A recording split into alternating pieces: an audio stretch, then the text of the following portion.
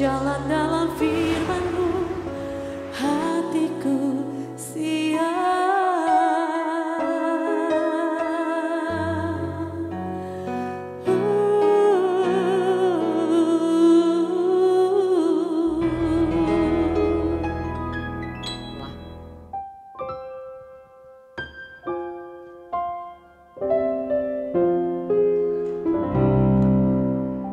Shalom, God Lover yang dikasih oleh Tuhan Yesus. Senang boleh kembali bersama saudara-saudara semua dalam program Raise and God malam hari ini. Saudara-saudara, hal terbaik yang bisa kita nikmati di dalam Yesus Kristus adalah ketika kita beroleh anugerah, boleh menghampiri Dia tanpa perlu merasa takut atau dimurkai oleh Allah, karena kita tahu bahwa Yesus Kristus Tuhan kita sudah menebus kita secara sempurna. Oleh sebab itu mari kita hampiri Dia, bawa seluruh kehidupan kita termasuk semua beban permasalahan hidup kita, karena Bapa di surga ingin memberi kita kelegaan agar kita semua bisa menikmati waktu-waktu istirahat kita dengan baik, supaya kita terus bisa bertumbuh, bisa melakukan segala sesuatu dengan produktif. Tuhan Yesus berkata, "Marilah kepadaku semua yang letih lesu dan berbeban berat, aku akan memberi kelegaan kepadamu." Janji Tuhan, undangan Tuhan yang luar biasa. Mari kita bersatu dalam doa. Bapa di surga, kami ucap syukur anugerah Bapa begitu sempurna dalam hidup kami. Saat ini dengan darah Yesus Kristus kami menghampiri tata kasih karunia-Mu Bapa. Kami membawa seluruh keberadaan hidup kami, termasuk semua beban hidup kami, semua pergumulan-pergumulan kami. Kami sangat percaya bahwa kami di hadapan Tuhan beroleh anugerah untuk mendapatkan kehidupan yang berkemenangan. Semua beban hidup kami tidak perlu kami tanggung sendiri, karena Engkau ingin memberi kami kelegaan, Engkau ingin menolong kami, menguatkan kami, sehingga kami sangat percaya ketika kami bersekutu dengan-Mu, maka hati kami menjadi kuat, batin kami menjadi kuat, kami akan menerima hikmat Tuhan, kami akan menemukan jalan keluar terbaik, ada kemenangan, ada pertolongan, ada keberhasilan yang akan kami nikmati. Terpuji nama-Mu Bapa, ini kami dalam nama Tuhan Yesus, kami berdoa. Amin. Terima kasih Yesus, karena kemurahan-Mu Bapa, karena kebaikan-Mu Tuhan. Kami boleh melalui satu hari lagi bersama Tuhan. Saat ini kami datang Tuhan, dengan hati yang rindu menyembah Tuhan. Dan kami mau diberkati melalui firman-Mu Bapa. Biarlah kiranya setiap hati kami Tuhan saat ini boleh tunduk di bawah kuasa Tuhan saja. Terima kasih Yesus. Oleh karena kemurahan Tuhan, ku ada sampai hari ini. Oleh karena kebaikan Tuhan, janji-Mu terjadi bagiku. Ku sembah Kau Tuhan, ku mengangkat tanganku, selamanya Kau ajaib bagiku. Ku sembah Kau Tuhan, ku mengangkat wajahku, selamanya Kau hebat bagiku.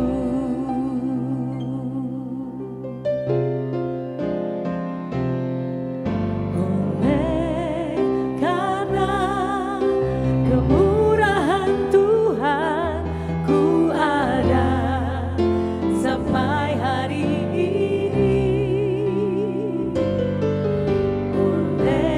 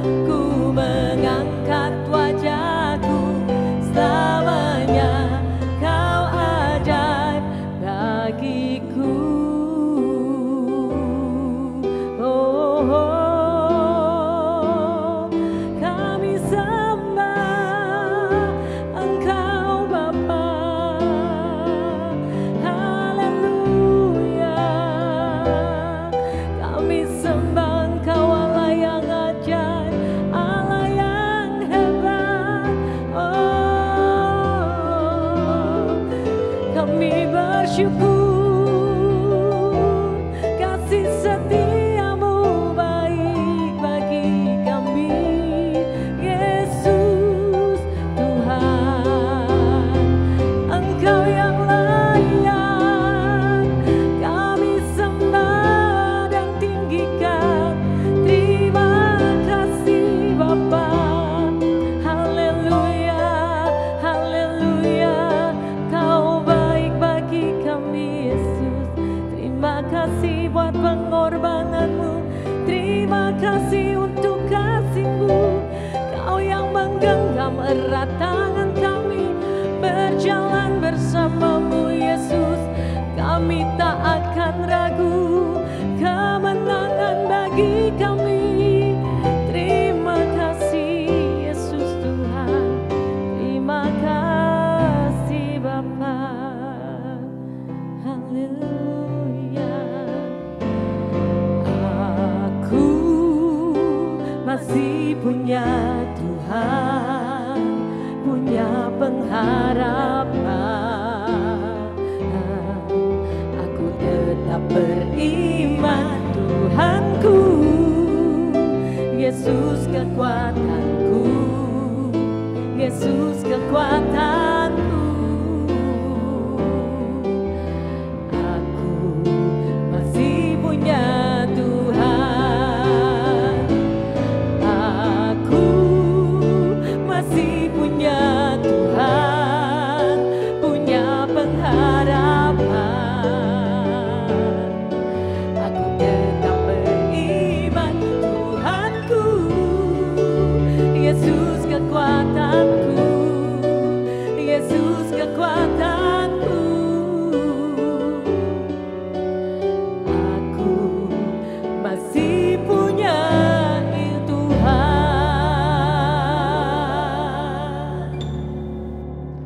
Puji Tuhan. Saudara-saudara, sebelum kita sharing firman Tuhan, mungkin ada pokok doa atau pertanyaan yang bisa dibacakan, silakan. Iya Pak, kita dapat kiriman permohonan doa nih Pak. Mohon dukungan doa tim Rest in God, pertobatan suami. Dulu ketika masih hidup susah, rajin beribadah, bahkan melayani Tuhan. Tetapi sekarang setelah sukses, justru melupakan Tuhan gitu Pak.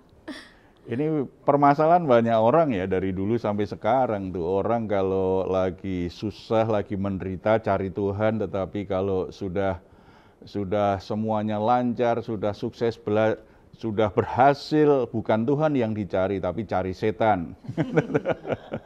Harusnya seperti kita ya, dalam konteks sosial pun kan ada banyak nasihat orang tua kita, kakek nenek kita, kamu jangan sampai melupakan kebaikan orang yang pernah menolongmu. Itu kan bukankah ini nasihat yang bijaksana? Dan kita semua dari kecil diajar seperti itu, untuk selalu berterima kasih kepada orang yang berbuat baik kepada kita, untuk mengingat orang-orang yang sudah berbuat baik kepada kita.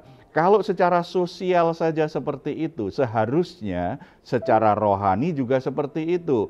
Sebagai orang-orang percaya, kita tidak boleh melupakan kemurahan Allah dalam hidup kita. Kalau kita baca di Kejadian, banyak sekali Tuhan mengingatkan orang Israel ketika mereka bersungut-sungut, ketika mereka marah, ketika mereka memberontak Tuhan, lalu melawan pemimpinnya. Tuhan sering berkata, ingat, aku ini adalah Allah yang sudah membebaskan kamu dari perbudakan Mesir. Aku Allah yang memimpin kamu di padang gurun. Aku telah melakukan perbuatan-perbuatan yang luar biasa. Tuhan selalu mengingatkan apa yang pernah Ia berikan kepada umat Israel, bukan karena Tuhan ini gila hormat, tetapi Tuhan sedang mengajar umatnya, kamu jangan pernah melupakan kemurahanku supaya engkau bisa punya sikap yang benar di dalam hidup ini. Saudara-saudara, ada bagian firman Tuhan yang kita akan renungkan terkait dengan hal ini. Mari kita membuka Alkitab kita dari Ulangan. Ulangan pasal 26. Kalau kita pelajari secara lengkap perikop ini ayat 1 sampai 11, kita dapat gambaran jelas bahwa kalau kita menyadari kemurahan Allah, kita harus memberi respon yang benar. Kita harus punya sikap yang benar. Kita baca saja ayat yang pertama sampai ketiga. Apabila engkau telah masuk ke negeri yang diberikan Tuhan Allahmu kepadamu menjadi milik pusakamu, dan engkau telah mendudukinya dan diam di sana, maka haruslah engkau membawa hasil pertama dari bumi yang telah kau kumpulkan dari tanahmu yang diberikan kepadamu oleh Tuhan Allahmu. Dan haruslah engkau menaruhnya dalam bakul, kemudian pergi ke tempat yang akan dipilih Tuhan Allahmu untuk membuat namanya diam di sana.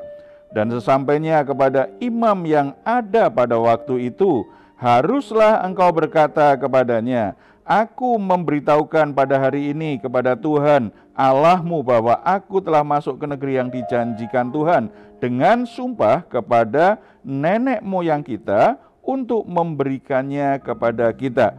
Dari 3 ayat ini kita diingatkan bagaimana respon yang benar, bagaimana sikap yang benar kalau kita menyadari, kita mengingat betapa luar biasanya kemurahan Allah dalam hidup kita. Yang pertama, kita harus meresponinya dengan wujud persembahan. Ucapan terima kasih itu jelas ya, kita berterima kasih jelas. Tetapi kasih itu tanpa perbuatan itu tidak ada artinya. Itu hanya kata-kata kosong. Kasih itu pasti akan mendorong seseorang untuk memberikan sesuatu, untuk menyenangkan hati orang di mana dia berterima kasih, di mana dia mengasihi dia. Kalau kita baca kembali ayat 2 tadi, haruslah engkau membawa hasil pertama dari bumi yang telah kau kumpulkan dari tanahmu yang diberikan kepadamu oleh Tuhan. Jadi karena tanah ini milik Tuhan, ingat selalu siapa yang memberikannya. Kalian tidak punya hak sebenarnya. Kalian sebenarnya tidak perlu berjuang untuk mendapatkan tanah ini. Tuhan yang bagi-bagi milik pusaka itu. Jadi ketika mereka sudah masuk ke tanah perjanjian, kemudian mereka mendapatkan jatah masing-masing. Kaplingnya di mana tanah pusaka itu. Ketika engkau bercocok tanam, engkau mulai menanam, ketika menghasilkan, ingat selalu ini kemurahan Allah. Kalau ini kemurahan Allah, kamu harus sisihkan sebagian, kamu persembahkan kepada Tuhan. Bahkan di situ kan ditegaskan kan, hasil pertama dari bumimu. Artinya itu menjadi prioritas. Memberi persembahan kepada Tuhan itu bukan dari sisa-sisa apa yang sudah kita pakai. Memberi persembahan kepada Tuhan itu bukan karena kita ingat. Artinya kalau kita sempat, kalau kita tergerak hati, atau kita memberi persembahan kepada Tuhan itu, nah kalau kita sendiri sudah cukup. Artinya saya nggak butuh lagi. Tidak. Di situ diajarkan hasil pertama, berarti memberi persembahan menjadi sebuah prioritas. Dari apa yang kita terima. Kalau kita bekerja, kita dapat gaji. Kalau kita menyadari pekerjaan kemurahan Allah, lalu gaji yang kita terima itu hasil dari kemurahan Allah yang akhirnya kita nikmati, maka kita harus ingat memberikan persembahan. Bukan karena kita kelebihan, enggak, karena kita mengasihi Tuhan. Bukan karena kita juga misalnya, kan ada orang kadang-kadang berpikir memberi persembahan itu seperti memancing berkat. Kamu berikan yang banyak supaya Tuhan juga memberikan banyak.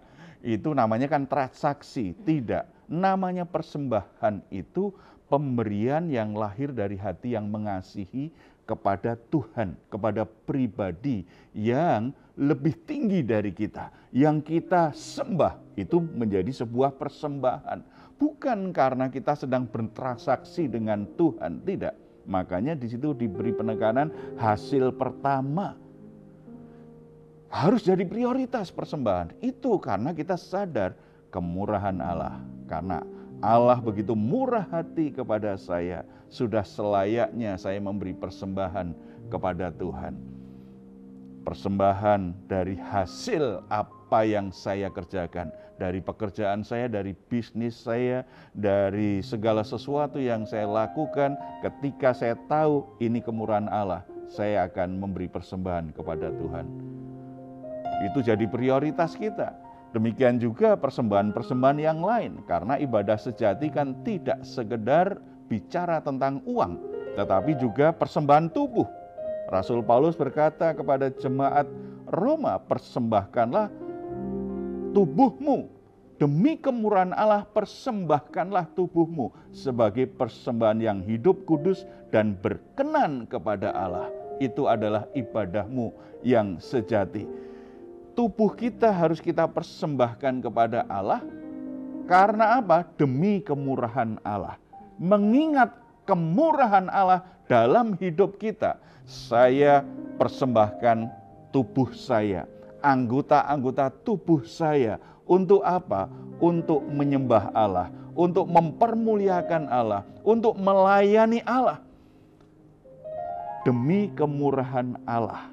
Jadi dasar motivasinya adalah menyadari, mengingat kemurahan Allah. Saya ingin berterima kasih, saya ingin menyenangkan hati Allah yang sudah bermurah hati kepada saya. Saudara-saudara, ini sikap yang benar, mengingat kemurahan Allah. Beri persembahan kepada Tuhan.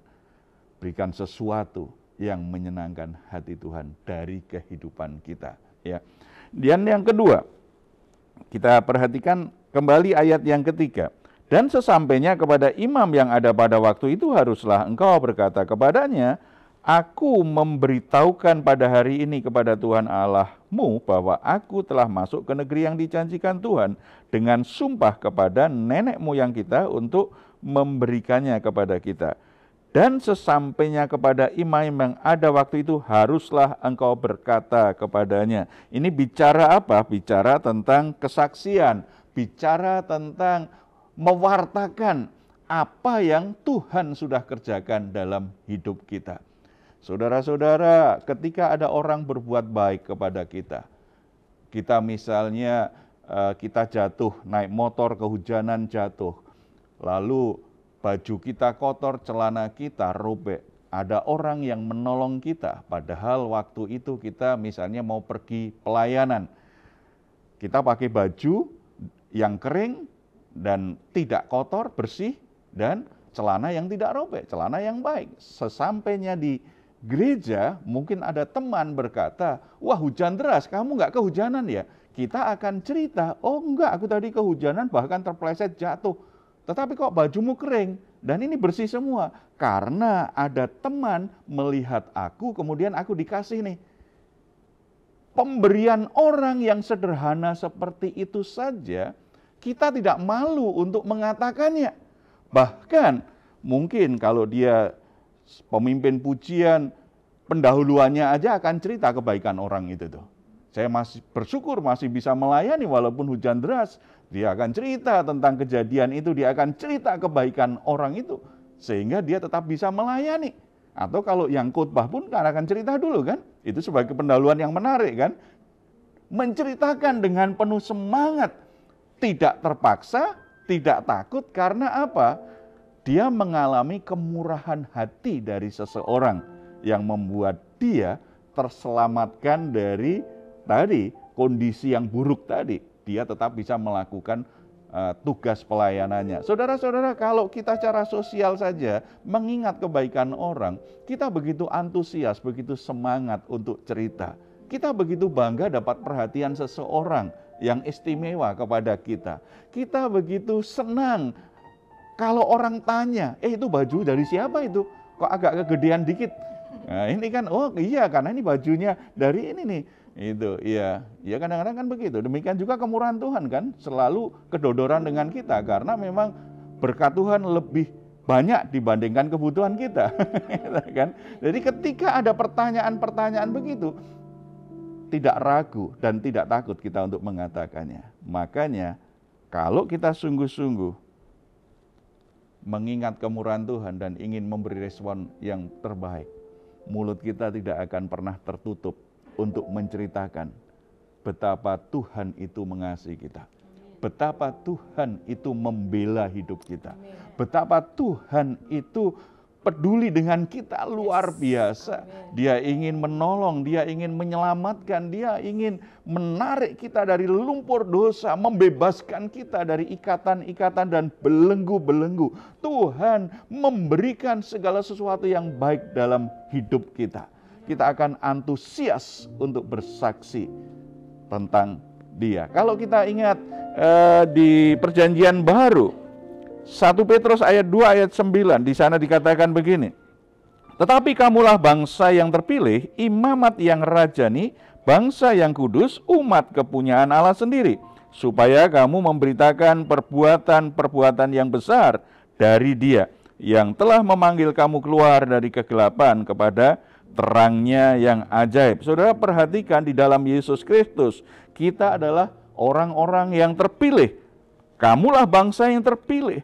Kita adalah umat dari raja atas segala raja, yang dipanggil untuk apa? Untuk melayani. Tuhan sudah memilih kita dari sekian banyak orang, menguduskan kita, memisahkan kita, memilih kita untuk dirinya. Bayarannya adalah darah Yesus Kristus yang tercurah di atas kayu salib. Tujuannya apa? Supaya kamu memberitakan perbuatan-perbuatannya yang besar.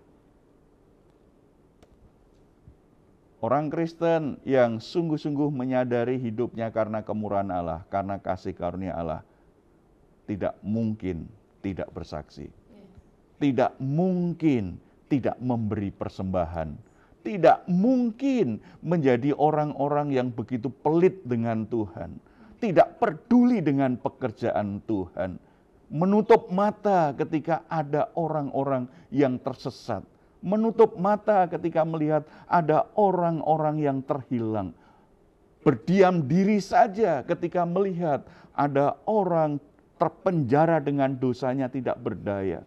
Orang-orang yang menyadari kasih karunia Allah, kemurahan Allah, dia akan mendoakan orang itu, dia akan mengambil kesempatan, mencari kesempatan untuk bisa bersaksi kepada orang itu dan mengajaknya datang kepada Tuhan Yesus Kristus, supaya orang itu juga mengalami keselamatan di dalam Yesus Kristus.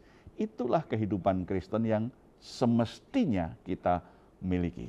Jadi saudara-saudara yang dikasihi oleh Tuhan Yesus Kristus, apakah saudara menyadari bahwa hidupmu sepenuhnya karena kemurahan Allah? Saudara bisa membangun rumah tanggamu dengan baik. Sadarkah engkau bahwa itu adalah kemurahan Allah? Saudara bisa mencukupi kebutuhan-kebutuhan rumah tanggamu. Bukankah itu kasih karunia Allah? Saudara bisa bekerja dengan baik selama ini. Saudara, dari pekerjaan itu saudara bisa menikmati hidupmu dengan baik. Bahkan dalam pekerjaan itu saudara mendapatkan promosi yang baik, jabatan yang baik. Bukankah itu kasih karunia Allah? Saudara membangun bisnis dari nol, kemudian mulai berkembang dan bertahan lewati banyak masalah. Bahkan mungkin saat ini bisnismu sedang sangat baik, penghasilanmu sangat baik. Ingat, itu adalah kasih karunia Allah. Kalau saudara dulu tersesat, saudara terikat dengan dosa, saudara diperbudak dengan kebiasaan-kebiasaan buruk, tetapi saudara akhirnya berhasil keluar dari hal itu, bukankah itu kemurahan Allah yang membebaskanmu? Kalau jalan hidupmu tersesat, saudara sekarang ada di jalan Tuhan. Hanya satu jawabannya, itu adalah kasih karunia Allah, kemurahan Allah kepadamu. Oleh sebab itu layak kita mempersembahkan hidup kita, mempersembahkan apa yang kita miliki kepada Dia dan menceritakan Dia kepada setiap orang yang kita jumpai. Mari kita bersatu dalam doa. Bapa di surga, kami ucap syukur karena kemurahan-Mu luar biasa dalam hidup kami. Apalagi ketika kami mengingat kemurahan-Mu di dalam Yesus Kristus yang sudah mati di atas kayu salib bagi kami, orang berdosa itu. Betapa luar biasanya hati kami bersuka cita, kasih kami kembali berkobar-kobar, mengingat kasih-Mu yang begitu luar biasa dalam hidup kami. Ketika kami mengikuti Engkau, Betapa luar biasanya kemurahan-Mu Bapa, sehingga kami bisa membangun rumah tangga kami dengan baik. Kami bisa mengatasi semua kebutuhan keluarga kami dengan baik. Kami bisa bertahan walaupun sedang terjadi krisis di dalam rumah tangga kami, terjadi krisis dalam pekerjaan dan usaha kami. Bahkan akhirnya selalu ada jalan keluar, ada berkat yang Tuhan tambah-tambahkan, ada sesuatu yang akhirnya membuat hidup kami bisa kembali melangkah dengan baik. Itu semua karena kemurahan-Mu Bapa. Mengingat kemurahan-Mu Bapa, saat ini kembali kami ingin persembahkan hidup kami. Kami persembahkan apa yang menjadi milik kami. Biarlah semuanya kudus bagi Engkau. Tubuh kami persembahkan kepada kami. Talenta kami, karunia kami, waktu kami persembahkan kepada-Mu Bapa. Kami menyadari bahwa apapun yang kami berikan kepadamu sebenarnya tidak pernah cukup untuk membalas kemurahan-Mu. Tetapi Engkau tahu hati kami sungguh-sungguh bersyukur, hati kami sungguh-sungguh berterima kasih atas kemurahan yang Engkau sudah berikan. Urapi mulut kami, lidah kami, dimanapun kami berada, kami dengan penuh semangat, penuh sukacita, menceritakan perbuatan-perbuatan-Mu yang besar dalam hidup kami. Sehingga melalui kehidupan kami, banyak orang mengenal pribadi-Mu yang kudus. Terima kasih Bapa, dalam nama Tuhan Yesus kami berdoa. Amin. Saudara-saudara yang dikasihi Tuhan, selalu ingat kemurahan Tuhan supaya kita tetap punya hati yang selalu bersyukur dan selalu ingat untuk selalu beribadah kepada Dia.